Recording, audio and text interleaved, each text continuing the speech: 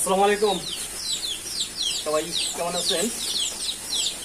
তো আজকে আসলে আমি কোন ফিড দিয়ে শুরু করলাম এবং ফিড সম্পর্কে আপনাদের আমার ব্যক্তিগত অভিজ্ঞতা থেকে কিছু বলার চেষ্টা করব। তো আসলে গরুর জন্য এবং গরুর খাবারের জন্য কিন্তু অত্যন্ত গুরুত্বপূর্ণ বিষয় হচ্ছে আমরা যে খাবারটা খাওয়াই সেটার যদি কোনো প্রকার সমস্যা থাকে তাহলে কিন্তু আমাদের অনেক ক্ষতি হয়ে যাবে।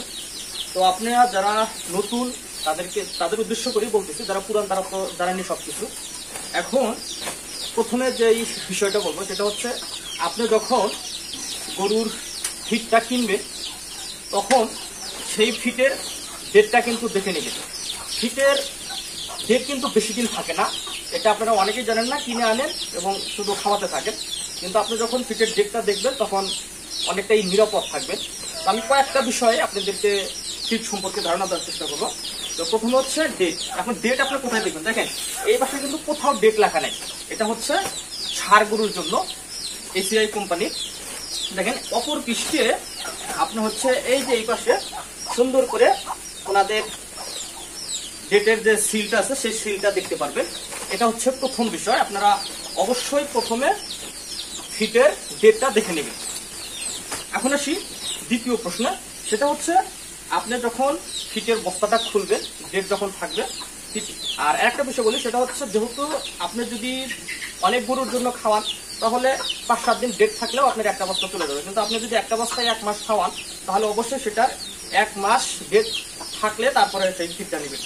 দ্বিতীয় যে বিষয়টা সেটা হচ্ছে, এই যে আপনাকে অবশ্যই বস্তা খোলার পর ফিটটা চেক দিয়ে নিতে হবে যে আসলে এটা ফিটটা ড্যাম হয়ে গেছে কিনা, ফিটের কোয়ালিটিটা কেমন এবং ফিটটা নরম হয়ে গেছে কিনা, এটা আপনি অবশ্যই খোলার পর চেক দিয়ে নিতে হবে।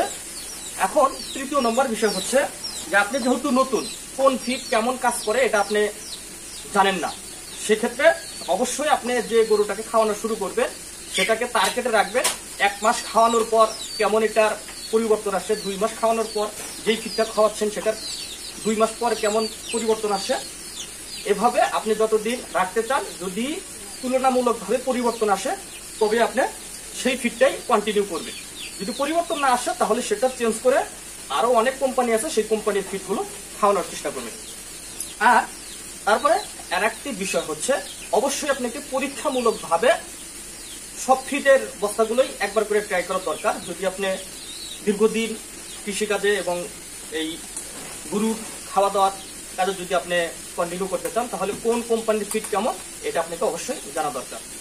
আর সর্বশেষ আর একটা কথা বলে শেষ করি, সেটা হচ্ছে আপনি যখন গরুর খাবার কেনার জন্য চেষ্টা করবেন সেটা হচ্ছে অবশ্যই আপনার আশেপাশে যদি কেউ থাকে, না হলে অনলাইন থেকে আপনাকে পরামর্শ নিতে হবে যে কোন ফিটটা দিয়ে শুরু করা উচিত, কোন ফিটটা ভালো। আমি কেন এসিআই কোম্পানির ফিটটা দিয়ে শুরু করলাম সেটাও একটু আমার ব্যক্তিগত জায়গা থেকে বলি। সেটা হচ্ছে যেহেতু ভালো একটা কোম্পানি, তাদের গবেষণাগার আছে, তাদের রিসার্চ করার মতো অনেক টিম আছে, তারা যেহেতু অনেক ওষুধও তারা তৈরি করে থাকে, সেক্ষেত্রে এটা একটা ব্র্যান্ডে পরিণত হয়েছে এসিআই কোম্পানি।